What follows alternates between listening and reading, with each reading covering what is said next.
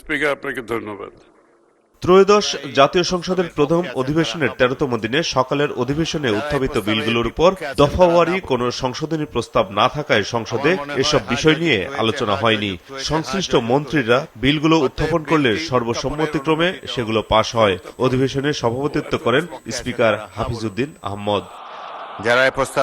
সংসদে আজ জুলাই গণঅভ্যুত্থান সহ বেশ কিছু গুরুত্বপূর্ণ বিল এবং নিরাপত্তা ও আইন শৃঙ্খলা সংক্রান্ত বিষয়ে আলোচনা হয়েছে। পরিকল্পিত আধুনিক নগরী প্রতিষ্ঠার জন্য নারায়ণগঞ্জ, বরিশাল, কুমিল্লা, রংপুর ও ময়মনসিংহ উন্নয়ন কর্তৃপক্ষ বিল সংসদে পাশ হয়েছে। এটাকে এগিয়ে নিয়ে যাওয়া সম্ভব। এছাড়া শিল্পকলা একাডেমি সংশোধন বিল, জুলাই গণঅভ্যুত্থানের শহীদ পরিবার এবং জুলাই যোদ্ধাদের কল্যাণ ও পুনর্বাসন বিল, জুলাই গণঅভ্যুত্থান স্মৃতি জাদুঘর বিল সহ মোট 24টি বিল সংসদে কণ্ঠভোটে পাশ হয়। বিকেলে জুলাই গণঅভ্যুত্থান স্মৃতি জাদুঘর অধ্যাদেশ অনুমোদন নিয়ে বিতর্কের সূচনা হয়। অধ্যাদেশটি হুবহু অনুমোদনের সুপারিশ করেছিল জাতীয় সংসদের বিশেষ কমিটি, কিন্তু সেখানে সরকারের নিয়ন্ত্রণ বাড়ে এমন 3টি সংশোধনী এনে আজ জুলাই গণঅভ্যুত্থান স্মৃতি জাদুঘর বিল পাশ করা হয়েছে। এ কারণে সরকারি দলের বিরুদ্ধে রাজনৈতিক সমঝোতা ও বিশ্বাস ভঙ্গের অভিযোগ এনে এর প্রতিবাদে ওয়াকআউট করে বিরোধী দল। এই জুলাই গণঅভ্যুত্থান স্মৃতি জাদুঘর বিল 2026 সেটা কিন্তু সেই 98টি অধ্যাদেশের একটি, যেটা নিয়ে সবাই ঐক্যমত ছিল, সরকারি দল বিরোধী দল, যে এই বিলটা যেভাবে অন্তর্বর্তী সরকারের সময় রচিত হয়েছে, গৃহীত হয়েছে, সেভাবে এটা পাশ হবে। এখন আজকে যখন এটি পাশ করার বা বিলটি উত্থাপনের সময় আসলো, দেখেন আধা ঘন্টা আগে একটা সংশোধনী দেওয়া হলো মাননীয় স্পিকার। এখানে সংশোধনী যে কেউ দিতে পারে মাননীয় স্পিকার।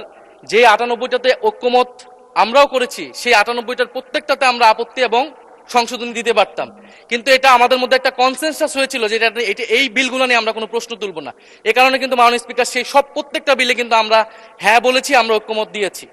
কিন্তু সরকার দল আজকে এটা আপনার সামনে, এটা কিন্তু রাজনৈতিক সমঝোতা ভঙ্গ করা হলো, কনসেনসাস ভঙ্গ করা হলো। তাহলে এই বিশেষ কমিটি যেটা করা হয়েছিল, সেই কমিটির কোনো প্রয়োজন ছিল না। সেই ফ্যাসিজমের রুটগুলা যদি রেখে আমরা এখান থেকে বিদায় নেই, তাহলে আমরা আমাদের দায়িত্ব, বিবেক এবং জনগণের কাছে আমরা দায়বদ্ধ হয়ে যাব। আমরা সে দায় কেন নেব? এই জন্য আপনার মাধ্যমে আমরা স্পষ্ট জানতে চাচ্ছি এই সবগুলা বিল আসবে কিনা, এটা আগে আমাদের জানা দরকার। আর আমি যেটা অনুরোধ করেছি, যদি তারা বড় মনের পরিচয় দিয়ে কনসেনসাসের জায়গাটাকে রেসপেক্ট করেন, আমরাও রেসপেক্ট করার চেষ্টা করব। সরকারি দলের পক্ষ থেকে বলা হয়, সংশোধনী একজন বেসরকারি সদস্য এনেছেন, সরকার আনেনি। প্রয়োজনে পরে এই বিলটি আবার সংশোধন করা যাবে। আমাদের ধন্যবাদ না দিক বিরোধী দল, 133টা আইন অধ্যাদেশ পড়ে শুনে বুঝে দাড়ি কমা সেমিকোলন করে আপনার কার্যালয়, আইন মন্ত্রণালয়, সংশ্লিষ্ট মন্ত্রণালয় কর্মকর্তারা এবং বিশেষ করে বিজি প্রেস যে নির্ঘুম রাত কাটিয়েছে, অন্তত সেজন্য একটা ধন্যবাদ ওনাদের দেওয়া উচিত ছিল মাননীয় স্পিকার। ভবিষ্যতে যাতে কোনো শাসক শ্রেণী স্বৈর শাসক না হয়ে উঠতে পারে, সেটার জন্য এটা প্রতীক হিসেবে থাকবে, সেটাকে আমরা ধারণ করতে চাই। মাননীয় স্পিকার, মাননীয় প্রধানমন্ত্রী সম্মতি দিয়েছেন, সেটা আনুষ্ঠানিকভাবে উদ্বোধন করতে যাবেন। এটাকে স্ট্রেনদেন করা দরকার, জাতির ইতিহাসকে ধারণ করা দরকার।